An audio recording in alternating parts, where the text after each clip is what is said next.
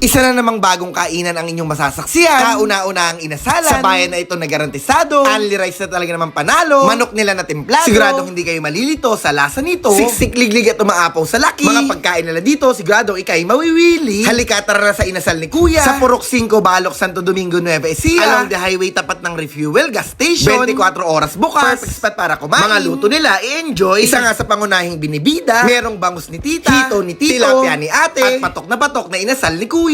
Only rice at only soup. Sa halagang 139. May chicken inasal pakpak. May sagugulaman na swak at pak na pak. Huwag malilito sa kanilang inasal picture. Pang malakas ang chicken inasal paa. Na paborito at presyo kayang-kaya ng masa. Sulit at siguradong solve ka. Pork sisig available din dito. Crispy, malaman at may mayo. Sa dami nga ng ino-offer. Mapapa-selfie ka at siguradong may forever. May maluwang at malamig na pwesto. Sarap ng pagkaing Pinoy, matitikman nyo dito. May milk tea, may frap, fruit soda, coffee, frozen yogurt, toppings of your choice. Starts at 69 only. Food trip pa na pwedeng inuman. Kainang di dapat lagpasan. Sa inasal ni Kuya, siguradong ikay mapapalaban. Kasabik-sabik katakam-takam. Lutong hihintuan at babalik-balikan. Tara na nga dito mga kababayan.